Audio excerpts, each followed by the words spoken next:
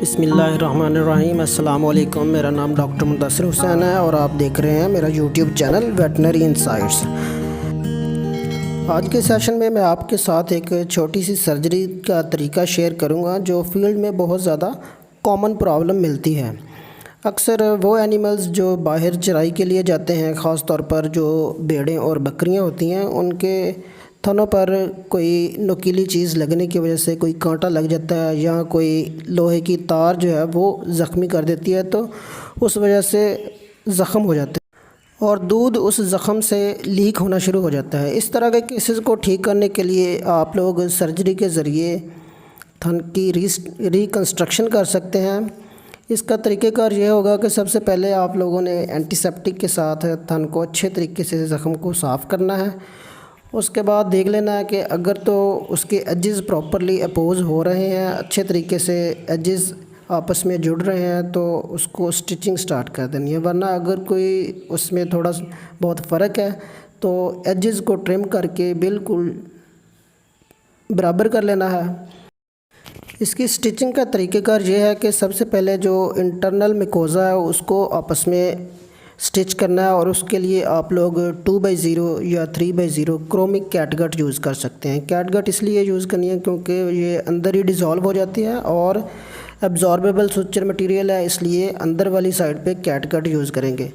और जो उसके बाद सेकंड आपने सब क्यूटिकुलर पैटर्न के साथ स्टिचेस लगाने हैं और कंटिन्यूस स्टिचेस लगाने हैं। और स्टिचेस लगाने के बाद आपने मिल्किंग करके देखनी है कि जब थन के ऊपर प्रेशर देते हैं तो इस ज़ख़म के ज़रिए बाहर दूध ना निकले। इंटरनल दोनों लेयर्स के ऊपर आप लोग कैटगट 2/0 या 3/0 क्रोमिक कैटगट यूज़ करेंगे। ये एब्जॉर्बेबल सुचर मटेरियल है। इसके बाद आप लोग स्किन पर सुचर्स लगाएंगे और स्किन पर कोशिश करनी है कि आप लोग सिंपल इंटरप्टेड सुचर्स लगाएं स्किन पर। और इसके लिए जो मर्सलिक या सिल्क का धागा है वो यूज़ होगा। नॉन एब्जॉर्बेबल सुचर मटेरियल उसको प्रेफर करें, क्योंकि जो एब्जॉर्बेबल सुचर मटेरियल है वो तकरीबन 10-15 दिन के बाद डिज़ोल्व होना शुरू हो जाता है और उसकी स्ट्रेंथ बिल्कुल वीक हो जाती है।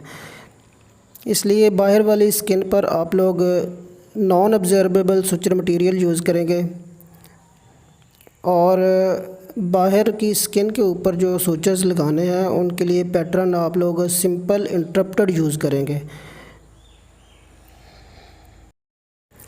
स्किन पर सुचर्स लगाते वक्त आप लोगों ने जिस बात का ख़ास ख्याल रखना है वो ये है कि जो सुचर्स का आपस में डिस्टेंस है वो अप्रोप्रिएट होना चाहिए।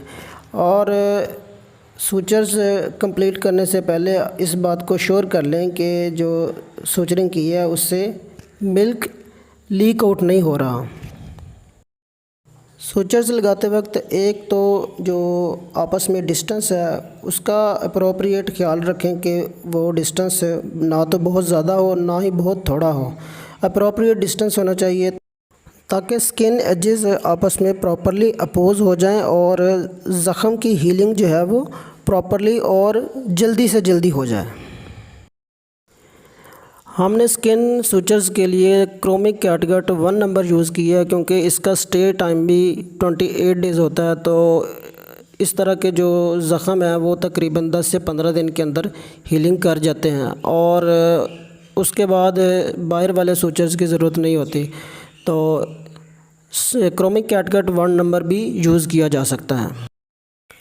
स्टिचिंग ख़त्म करने से पहले आप लोग इस बात का ख़ास ख्याल रखें कि मिल्क जो है इस ज़ख़म से लीक आउट नहीं होना चाहिए, क्योंकि अगर इस ज़ख़म से मिल्क की लीकिंग होगी तो प्रॉपरली वुंड जो है उसकी रिपेयर नहीं होगी और बाद में वो लीकिंग होती रहेगी। उस चीज़ को प्रिवेंट करने के लिए एक तो एजेस को अच्छे तरीके से अपोज करें और दूसरे नंबर पर स्टिचिंग ख़त्म करने से पहले आप मिल्किंग करके लीकिंग दोबारा से चेक कर लें।